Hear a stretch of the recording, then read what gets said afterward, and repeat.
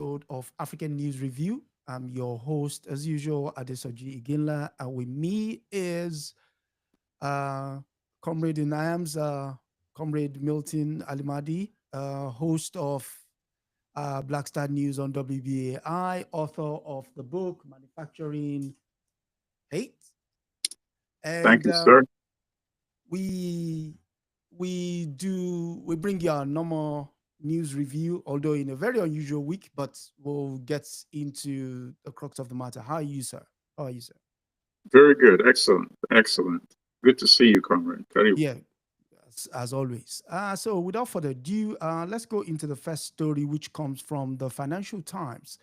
And in any other circumstances, it should be good news, but owing to not just the platform it's written on, but also the circumstances of the news story, you will see what I am alluding to. And so the story goes: Congo and Rwanda near truce after Donald Trump's push. Congo countries agree draft peace deal after White House initiates negotiation. We've talked about this story in the past. The fact that the tables, the parties, the aggrieved parties were pulled to the table and asked to negotiate a deal because the man occupying the White House decided that was the best way to go. And so the crux of the matter is the US State Department said technical teams have initialed the agreement on Wednesday ahead of a formal signing ceremony on June 27 in Washington, D.C., and hope for a summit between President Paul Kagame of Rwanda and Felix Tshisekedi of the DRC Congo. When you read the story, what jumped out at you? Or basically, do you want to first of all comment on the story itself and then give us your take? Well, you know, I think Congo has such a weak army Okay. and such a weak political leadership that there were only two choices. Okay. Um, be defeated by Rwanda, Hmm. and Rwanda would then install a puppet regime, somebody they would probably extract from M23, which is this, Rwandan creation, Yeah. or run for help. And he ran to help for help to the United States, Hmm. and he offered mineral Access access to to minerals. minerals. Yep. And as you know, Donald Trump likes quid pro quo. What's in it for me? And he saw something in it Hmm. for him, Hmm. and he gave the nod to his Secretary of State, Marco Rubio. Let's go ahead with this, see where it ends. Hmm. And of course, as Pan Africans, this is just another, and every week we discuss the manifestations of African weakness, Hmm.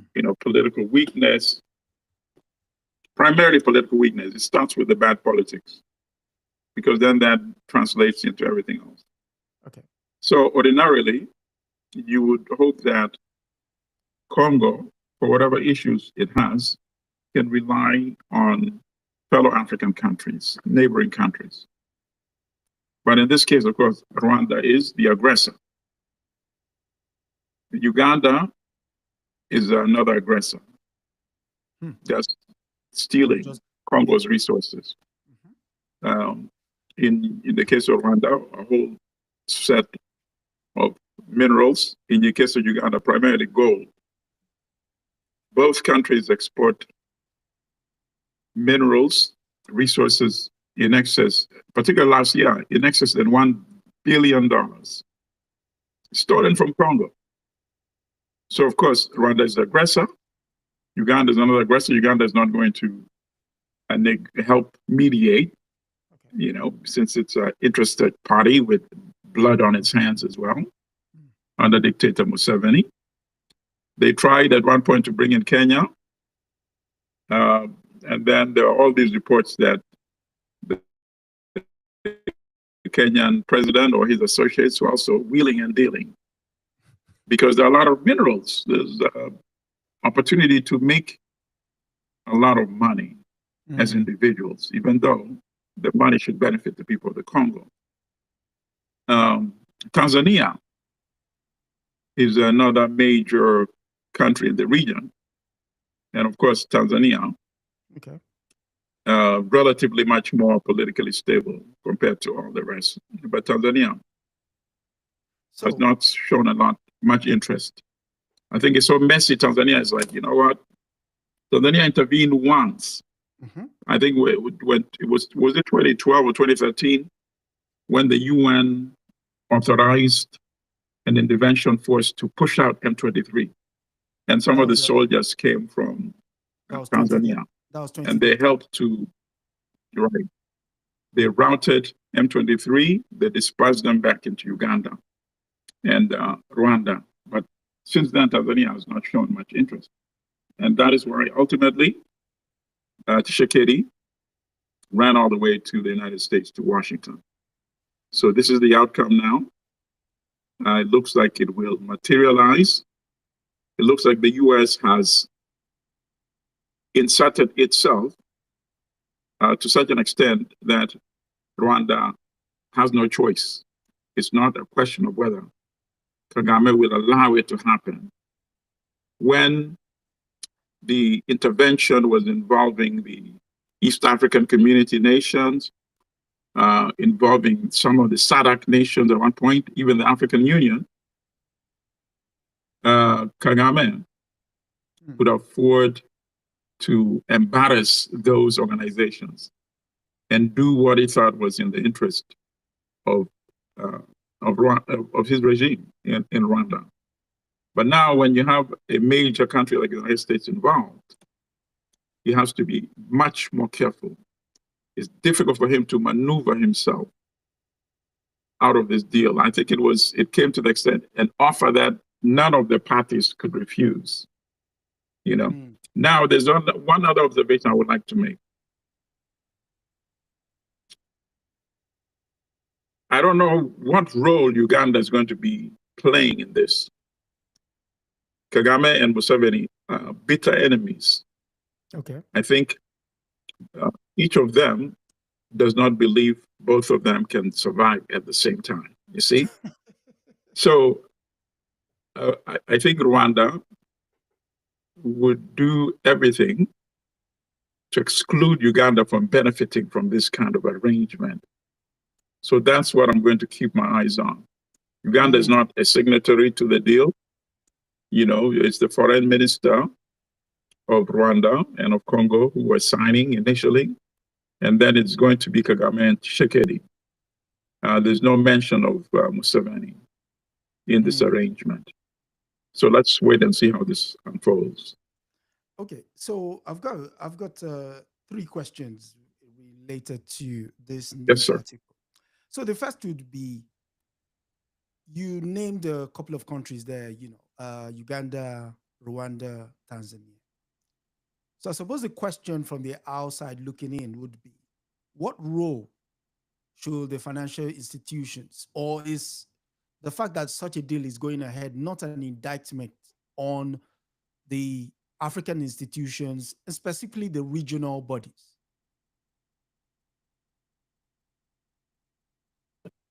In terms of what could they have done? Yes, in terms of what they could have done, that's to the point where now you have an outsider. They can't, you see. Here's the problem. The East African community cannot function normally. I mean, for example, ECOWAS has its major problems. It's in a crisis now, right? Yep. With these countries moving away. But believe me, it's accomplished recently much more than the East African community has. You see, you can point to some of their accomplishments. You can say it played an important role in the Gambia, in Sierra Leone, in Liberia, right? You can say that, but you can't say much for the East African community because it's distorted by the personal interest of the individual leaders. So you have many of the countries in West Africa. There are a few outliers, but many of them are now adopting term limits. At least a few of them, Okay. including Nigeria, of course. Yeah. So we don't have that in Uganda. We have it in Tanzania and in Kenya. That's why those two countries are relatively much more stable. We don't have that in Rwanda. So you cannot have institutions functioning effectively when individuals are more powerful than the institutions. In the case of Uganda with Museveni, in the case of Rwanda with Kagame, and therein lies the problem. That's why I said at the beginning, it starts with the leadership. When we have bad leadership, bad politics, it just affects everything else. Okay. So final question would be, we've seen how the use of minerals is being used as a peace tactic. Would that be the modus operandi going forward now? Depending on what you have would determine whether you get peace or imposed chaos, as it were. Absolutely. No, you have answered the question. Absolutely, without a doubt. And because, first of all, we shouldn't be leveraging our minerals for any reason. We should be using it to produce manufactured products. Yeah. You see? But in the absence of that, you are seen as resource-rich real estate. And the attitude that the outside world, that the way they relate to African countries, just as you would relate to plantation back in the days of plantation slavery, where you have enslaved Africans producing cotton or tobacco or sugar. In this case, you have Africans who are literally enslaved by their own so-called African rulers. They're producing all these resources, whether it's tea, whether it's still cotton, whether it's coffee, whether it's cocoa, whether it's the minerals in these mines. There's no difference between that if you look at it realistically, you see? So our struggle remains the same, to remove neo-colonial leadership that is selling out Africa, so that we can have leaders that care for the welfare of Africans and use our resources, to create prosperity in Africa. We see some signs in the Sahel states. That's the argument that they're pitching. We see even countries like Senegal has young, enlightened leadership right now. Yep. Those are the kind of trends we need to see in all African countries. Okay. Either the Sahel model or either the Senegal model. Okay, so for our next story, we still stay with the Financial Times, but this time it highlights the curse of mineral wealth, and it's Sudan. And so it says Sudan, record prices, fuel surge in Sudan's conflict gold smuggling. And the lead say much of these precious minerals is transported through the UAE and used to finance warring parties. It says record high gold prices are fueling a surge in mining in Sudan, unlocking a crucial source of revenue for the country's warring parties and allowing them to finance the conflict. We ran this story a couple of weeks ago with regards to the government and the side of Hemeti, the RSF, funneling the gold through South Sudan and flying it off into the UAE. And the question I broached then was, if the world knows that this is essentially conflict minerals, why is it that they've not done what they did in Sierra Leone and placed sanctions on the gold emanating from Sudan? Okay, that's a good question. Well, first of all, when we say the world, we're talking about the non-African world, primarily the European world, but not only the European world. Mm-hmm. When we say they really don't care for the human beings, and which connects to the comment I just made a few minutes ago. Yep. The human beings sort of are like the backdrop, you see? The most important thing are the minerals, the resources. So the people are just the backdrop. So right now, what is much more valuable? The lives of Africans in Sudan or the gold? Obviously, to Africans, the lives of Africans.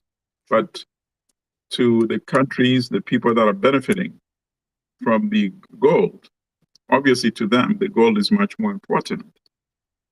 Otherwise, how do you keep engaging with these individuals to extract gold after more than 100,000 people have been killed in this war? More than 10 million have been displaced from their homes in this war. But this is not that much different from the situation with the Democratic Republic of the Congo as well. Yeah, true. It's actually very similar. You know, in the case of the Congo, the official president of the country, Tshisekedi, went to the United States and he pitched this deal. And because he saw that as critical to his survival, right? Yep. So in Sudan, we have two generals fighting. General Burhan, who is the leader of the official national army in Khartoum, which was contested, and a few weeks ago, his forces captured the whole of Khartoum. On the other hand, we have the other general, Hemeti, who is the leader of the rapid, response forces? Yeah, or something like that thing. Yeah. And they're fighting for control of the country. And each one of them, the leader of the official army, who of course is not really an elected or legitimate president, right? True. But the two most powerful forces right now in the country are not the political institutions, but the military. The one led by Burhan and the one in Hemeti, and they're involved in this really awful, bloody war. I hate to call it civil war because there's nothing civil about these internal conflicts, right? Yes. And each of them are going around the world making a pitch that in return for gold, you know, this is what I need. So there's no difference between what they're doing and what Tshisekedi did. You see, if you analyze it carefully, what's the difference? Resources, I give you access. You know, in this case, it's not really access. In this case, the physical gold is being flown out of the country from the part which is controlled by General Burhan with the National Army and by the part that is under the control of General Hemeti. And to be honest, the global politics is very different right now. Right now, when you have Africans, when you have everybody, not just Africans, being expelled, deported from the United States, you have anti-African sentiment widespread in European countries, you know? So you have a phase of demonization of Blackness and Africans and Africanness. So it's going to be very difficult to make a pitch that, you know, if we don't buy conflict minerals, it's really going to elevate or help the quality of life of Africans. Why would you make a pitch like that when you really don't care about the quality of life for Africans? You see, I think at that time, No, really. Mm. When that whole gold campaign came, celebrities were involved in it, right? Yep. Yep. Celebrities were involved, so it got global traction. Right now, there's a whole mess of things going on. How do you get the interest of a celebrity to be interested in Sudan when you have people being locked up right here in the United States? If I'm a celebrity, um, I would rather lend my energy to a cause like getting the release of Mahmoud Khalil, right? Yeah. He has been Or released. He stopping has been the released, by the way. deportation. Mm. Absolutely, stopping the deportation of Haitians or Africans. You see, Yeah. so the timing is going to be very difficult to get that kind of campaign. Mm. Um, and of course, we need to find solutions. At the end of the day, what the people in Sudan were doing was tremendous. It was the ordinary people, students, professionals, um, factory workers who went to the streets and forced out the dictatorship Omar of Bashir. Mohammed Bashir. Yeah. Yeah, who had been there almost, going on 3 decades. They removed him, but then the two generals, have hijacked that transition Yeah. Yeah. Yeah. that had been led by the civilians. How can we reignite that? Obviously, right now, it's not possible when you have open total war ongoing. Mm. Unfortunately, the fighting will have to die down before that process can be resumed. And who knows how long that will last, since both of them have access to gold, to sell, to get weapons, and to continue fighting. Yes, the motivation, you as long know, as the motivation is there, is very unlikely that, right, yeah, there will be a lull in the right. fight. And then now, let me see this. If I'm an African president, right? Okay. Obviously, there are presidents, and then there are presidents. In Swahili, I think you call it takataka or rubbish. We have many takataka leaders. But let's say I'm the president of Senegal, you know, Mhm. and I pick up the phone and I call the president of South Africa. I call the president of Ramaphosa. Namibia. I call the president of the Ghanaian president, right? Yeah. Uh, Botswana. So now you have five. Okay. You have five. Five, maybe, I would have said Tanzania, but now President Suluhu has just gone crazy He's lately, gone rogue. Yeah, he's locking gone rogue. up the opposition leader. Yeah. Hmm. Absolutely. Determined to cling to power.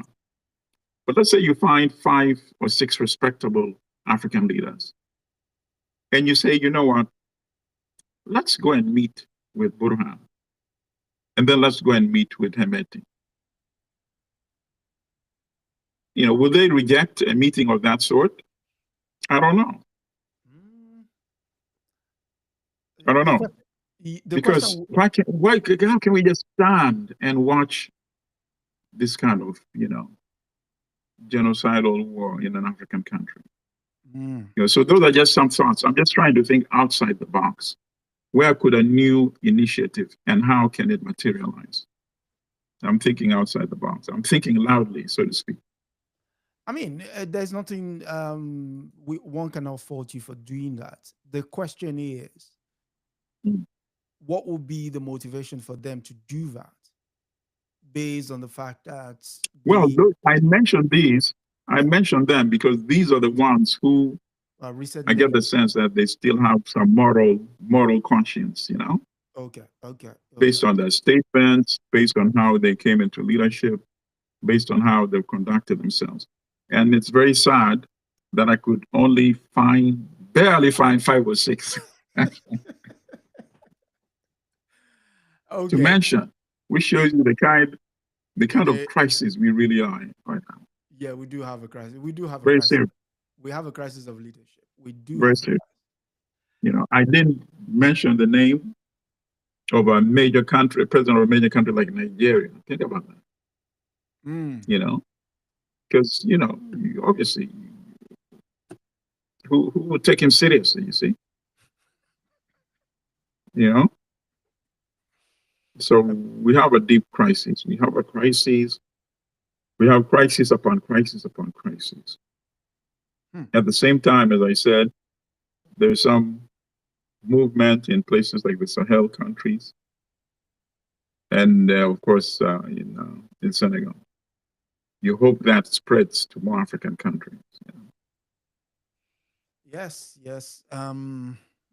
Thinking of yes, spread, and thinking of spread. Sometimes spread is not the word we want to use in the next story we go to, which is coming from The Guardian, and it reads: discarded clothes from UK brands dumped in protected Ghana wetlands. Garments thrown, garments uh, thrown out by consumers from Next and George have found their way into Ghanaian's wasteland. Um, this is an environmental crisis without saying it, without, Mhm. as if it's not obvious. But the fact that it's Africa that is bearing the brunt of the so-called cheaper lifestyle in the West and globalization. Mhm. How do you think we can, get out of this? We seem to be the, not just, I mean, clearly dumping ground in this case, but we seem to be just, Yes, not in this case alone. Mind hmm, you, we go on. have electronic junk, we have toxic waste.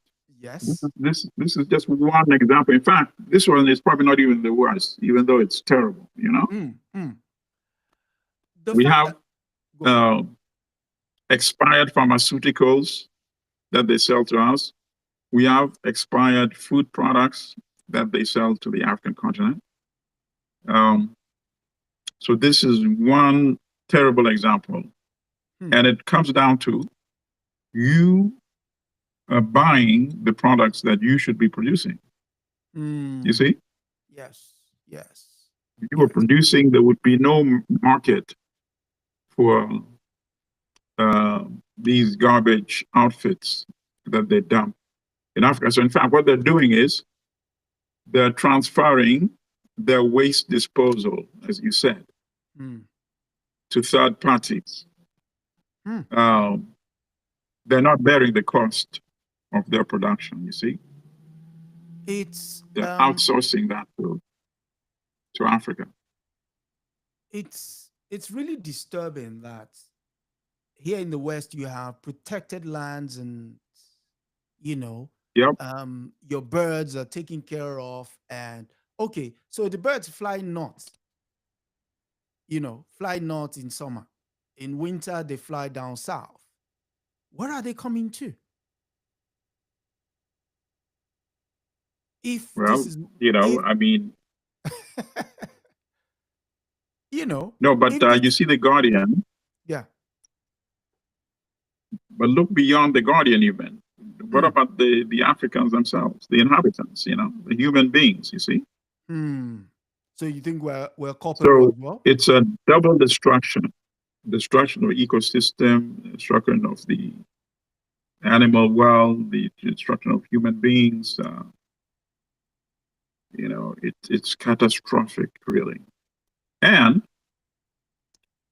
I don't have the evidence, but Ghana, compared to many African countries, I'm sure, Mhm. has a system, has a, a government that functions better than in many other African countries. So if Ghana is having this crisis, Hmm. what about the other countries, right? Yes. Just imagine. Of course, in Ghana, it's a major crisis because uh, you have you have major urban areas in Ghana now that get wide coverage, and now this is affecting the water system. In fact, in many of the countries, not only the clothes, but even the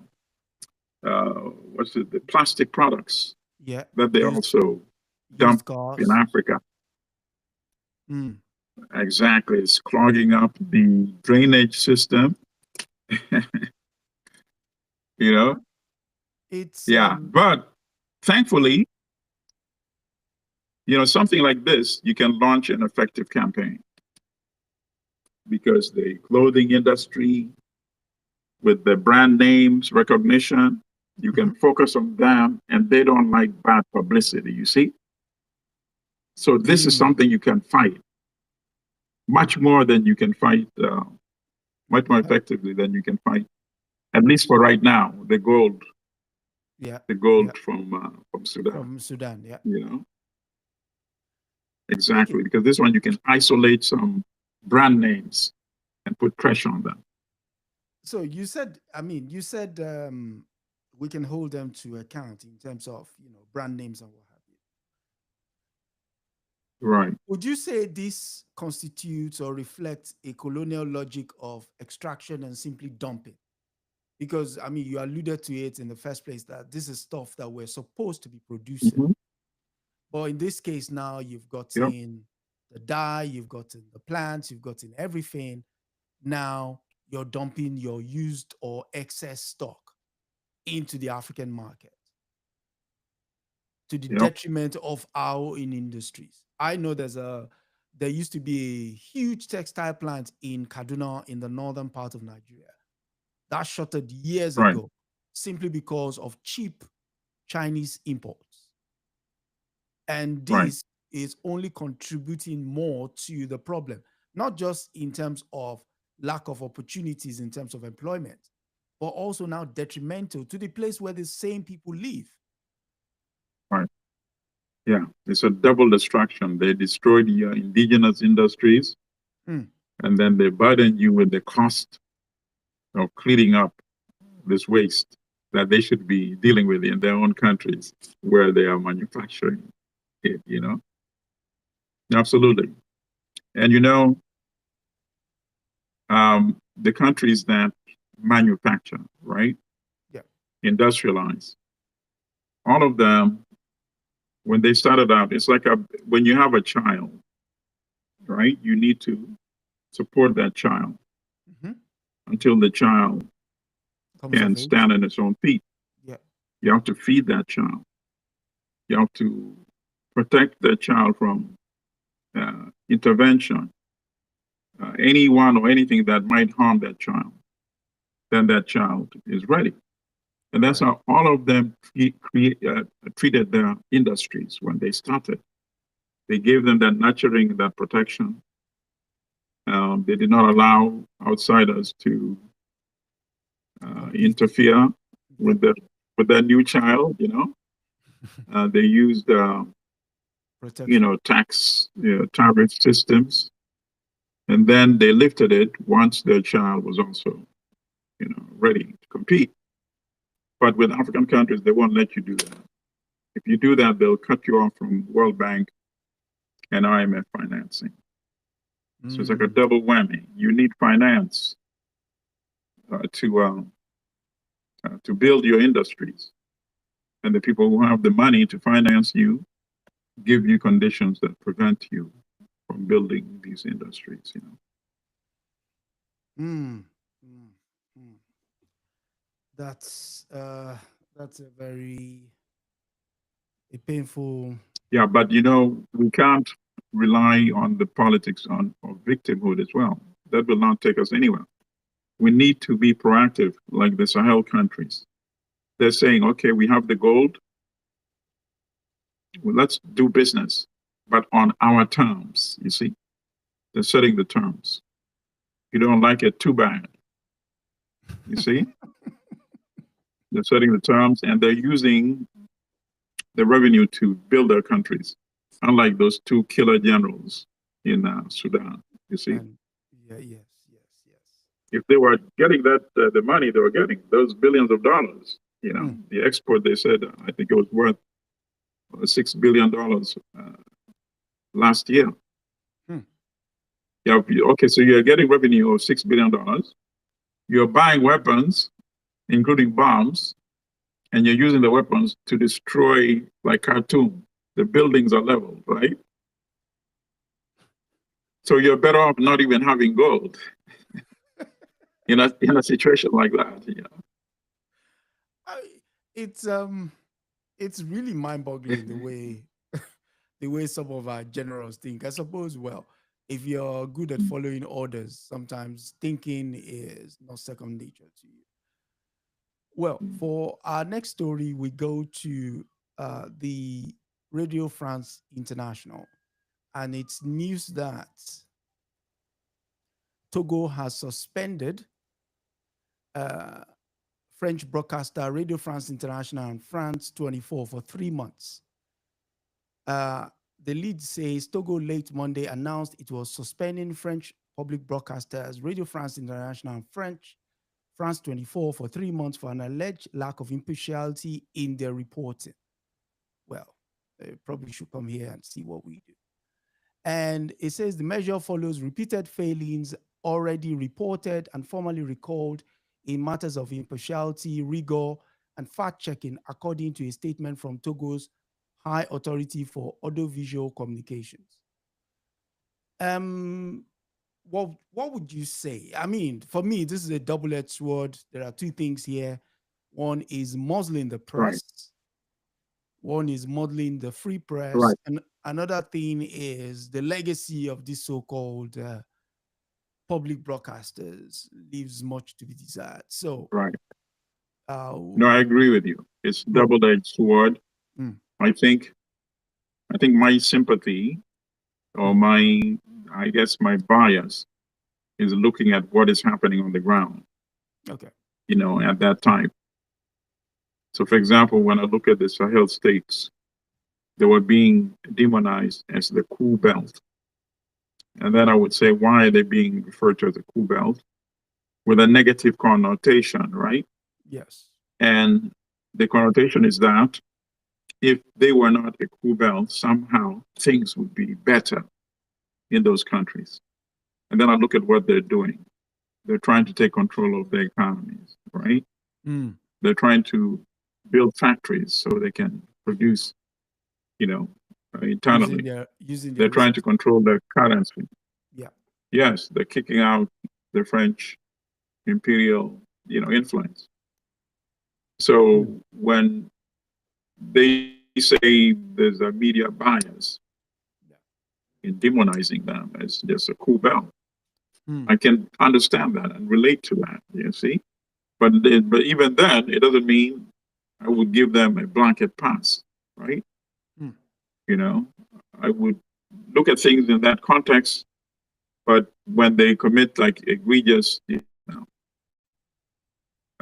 incidents, of course, you need to call that out. But then when I look at Togo, I see you have a leader who wants to extend his perpetuate, you know, his roots sovereign power. perpetually. You Yes. see? Mm-hmm. Yeah, Nasingba.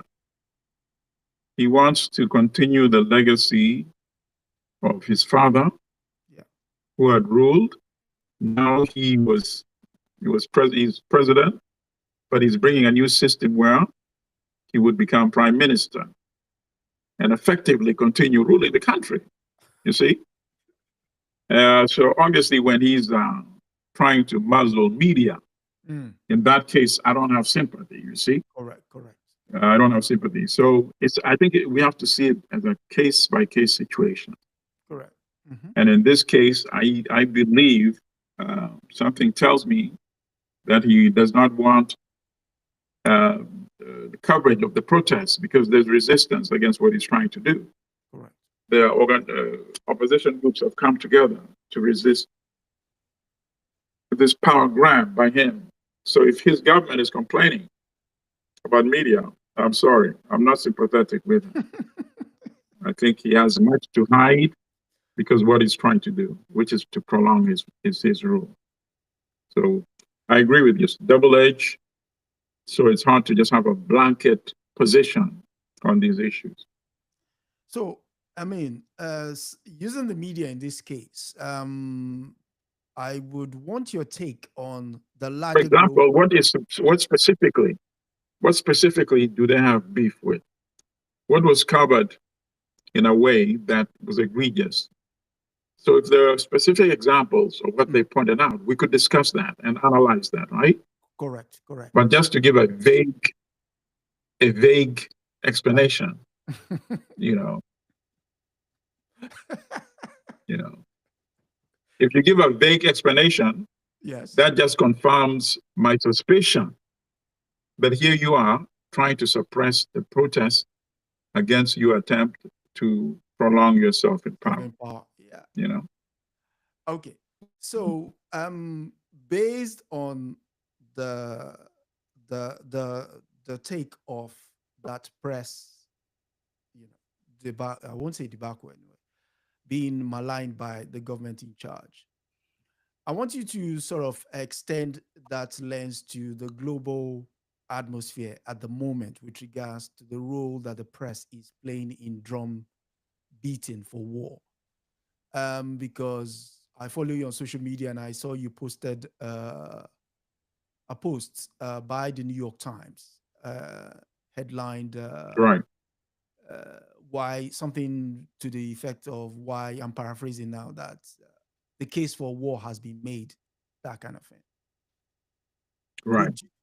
Right. Oh, no, I mean, okay. So, yeah, thank you for that. That's a good question. I like that because and that reinforces the importance of our weekly conversation, which is to enlighten our people in terms of how to read the corporate media because they play a dominant role in global politics, economics, war, and peace.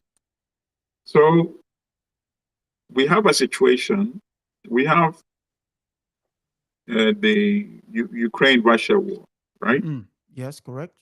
So the New York Times has not budged an inch in terms of condemnation of the Russian invasion of Ukraine, whether in terms of the slant of the news stories, whether in terms of the editorials published on the editorial page. It's unacceptable. Russia invaded. That's their line. Russia says, oh, NATO was expanding using Ukraine as a Trojan horse, right? To penetrate closer to Russia. The New York Times will say, none of that. We're not going to hear any of that. You invaded another country, finish. End of discussion. No context. So now when they started publishing articles with headlines such as whether, this is before Israel attacked. June 13. Right, right. Would the strikes, actually after they started the strikes, started hitting Iran, Israel. You had headlines about, could this be seen as legal? And then they say, sub-headline, analysts divided. Just think about that. Why don't you have a similar headline for an article about Russia's invasion of Ukraine? And papers like the New York Times are very well connected to the establishment, the political establishment. Correct. So that told me where this thing was heading, right? Yeah.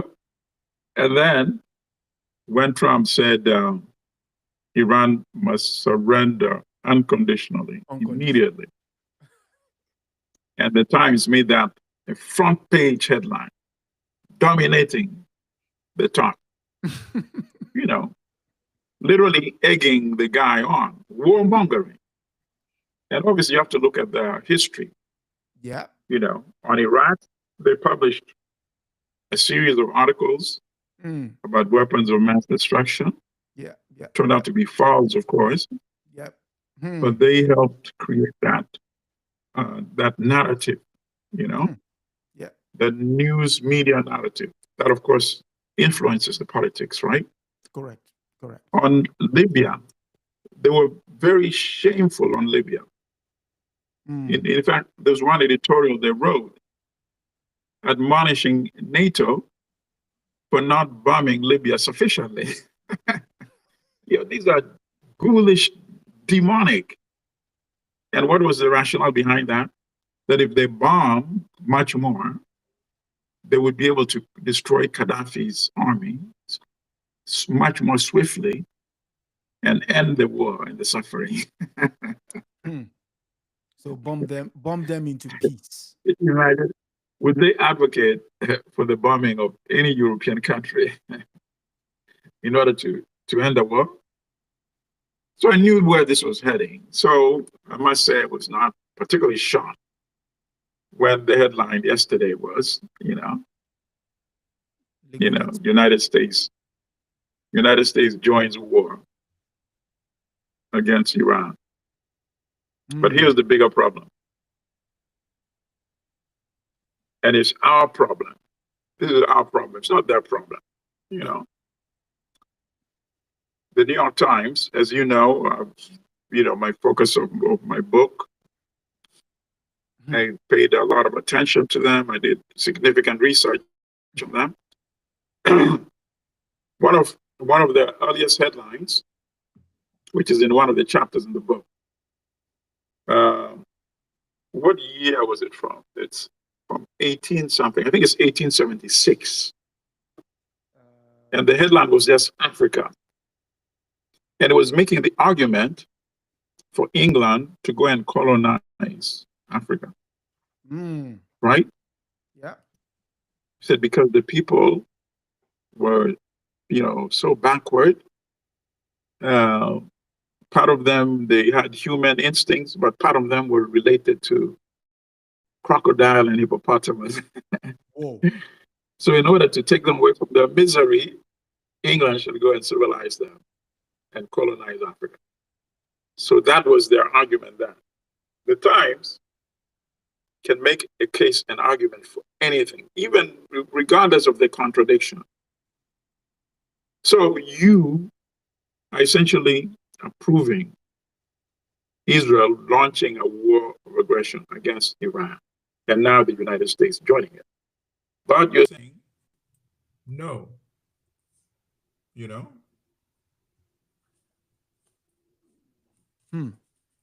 You're saying not for them. You're saying not for Russia. That is a war of aggression. You invaded another country. You violated sovereignty. End of story. No sovereignty for Iran. I mean, no right of self-defense for Iran. You see? But you know what? But here's the worst thing, my friend. Here's the worst thing. Many of our people won't even see this contradiction. That why is it not right for Russia to invade Ukraine?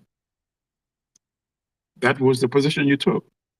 But why is it okay for Israel and now the US to invade Iran? Because Iran has also been very demonized, right? Non-European people, Muslims, Arabs. And the T word, terrorists, right? Yeah. Yeah. So even many, fellow Africans, you see them, cheering for Israel and the United States on this war of aggression, not realizing that tomorrow they could be the next victims. That is a bit sad. Yeah. There was an aspect, this week we had some sort of introspection. Close to an introspection. There was a report released by the Center for Media Monitoring. And the title of the report, if people want to read, is Palestine, a Land, BBC on Gaza, Israel, one story, double standards. It is. There you go. It is one of the best reports you can read on any news organization. Side by side, basically how the headlines are placed on the website the radio, Yes. on the TV news, how it is announced to the people. It is, and it was Yep. mind-boggling. The fact that Yes. this is a publicly funded broadcaster and perpetuating propaganda. I mean, we know the BBC for what it is. We, those of us that grew up in Africa, have been at the brunt of it. I was joking with my brother the other day that his generation grew up on being spoon-fed that level of propaganda. It was, but I say Yep. that I say all of that to say this: if the media that is supposed to be the fifth estate, in the case of the United States, I mean, the media is actually mentioned in your constitution, and for some reason they're compromised, would you give citizen journalism the baton to make sure that the people are informed, and also that the people now have to do, and when I say research, I don't just mean Google and just, as in read, connect dots that will lead you to something. And sometimes the result in itself might not be palatable to you, but at least be well aware that this information has basis in fact, reason, and logic. No, absolutely. But that's why, social media has become much more powerful, Mm. extremely powerful. In fact, if had it not been for social media, I think the US would have joined this war on on Iran, much, much sooner, Okay. um, much more massively, by the way, because we would not be able to see the damage effectively. And if there's going to be pushback Yeah. to limit the US involvement, it's going to be on because of social media, not because of the establishment, so-called legacy Correct. media. Media. Yeah. They are part of the problem. Mm. They, you know, they like um, regurgitating. We They lost you like there. regurgitating official narrative. Okay. Yeah. And that's why we have this type of conversation on our platform. Yeah. You know, And social media, as you said, you have to be careful though, because there's a lot of garbage out there as well. yeah. Oh my God. A whole lot of drivel. So Yeah. here is usually my take on things when it comes to conflicts like that.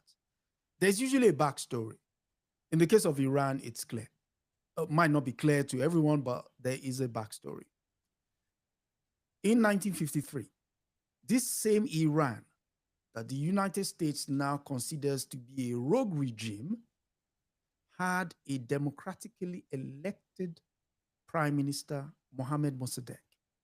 But in 1953, the CIA, working in tandem with MI6, pushed by Winston Churchill at the time, who was the prime minister of Britain, because Mossadegh nationalized Iranian petroleum that was mined by British Petroleum. Mm-hmm. They pushed for a coup, and they got the coup carried out. The fallout of the coup was they installed the Shah Pahlavi as the Shah of Iran. He ruled the country dictatorially up till 1979, when you had the Iranian Revolution. Now, the Iranian Revolution tossed out Pahlavi, gave us Ruhollah Ayatollah Khomeini.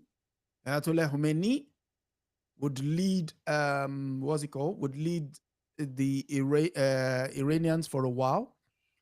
The West, still not satisfied with the fallout of the overthrow of Pahlavi, would push Saddam Hussein to attack Iran. That ended in an 8-year battle, 1981 to 1988. They fought themselves to a stalemate. And ever since, Iran has been knocked off because, Iraq became a problem to their darling in the West, Israel. And now it's the choice of Iran. And again, how do you know all of this? The reason we know all of this is, like I said, the CIA has a way of dumping their archives. And in their archives are Yeah. facts. So the book you want is this. It's titled All the Shah Men. And it's an American coup and the roots of Middle East terror. So this is based on the CIA archives. Another one that you might want, although this goes across the Middle East, tells you about the machinations of the Central Intelligence Agency, is from what's it called? Pluto Press on Holy Wars. You can see the dude in front of it. So again, and all of this is actually, this again is based on the CIA archives. And the reason I say all of that is if you just listen to the media, the news and everything, without going back to their own very records, you'll be forgiven for thinking everything you hear is truthful. But most of them are just based on the figment of somebody's imagination. And because, to quote Noam Chomsky and Edward Bergen, they want to do what? Manufacture your consent. Because the moment you are okay with it, that's the license for them to frill. And last word on that is we had the same playbook used in 2003. I mean, that's just how many years ago? That's nothing more than 22 years ago, 23 years ago. In 2003, the same premise. We believe they have something, and then we found out they didn't have anything, no repercussion. And then we're going back to the same playbook. So we do this conversation every week in order to understand how the press works. And for some reason, the press just played out his hand this week that it was just difficult to avoid that. I just had to ask the good comrade that question. Any final thoughts? Oh, no, I mean, I hope our people become much more enlightened in terms of how to read in fact, it's propaganda. It's propaganda, but it's couched as objective journalism. Yes. And that's why it becomes very misleading. But I think the more we point out the propaganda, the more our people become equipped to analyze for themselves. Yes. So, Aluta continua as always. And victory asceta. And yes, if you do like, share, subscribe, and all the other good stuff. Each one bring one. We hope to grow. Oh, one other sad tale with regards to what we do here. I was reading today that African Stream is going out of operation. Again, that's a casualty of bringing the truth to the people. Once you get too powerful, the powers that be come after you. They shut you down. Yeah, and they shut it down. So unfortunately, that has run its course. But then as citizen journalists, we continue to do the thing. So yes. And so until next week, when we bring you another episode. Oh, by next week, we're actually reviewing the soundtrack to a coup d'etat, which is I look forward to that. Yes. So which is a movie that looked into a documentary that looked into the coup that transpired that upended the life and times of Patrice Lumumba. So join us next week for a review of the coup d'etat. It promises to be a rewarding experience. And do like, share, and subscribe. And thank you all for coming through. Until next week, it's good night for now. Goodbye.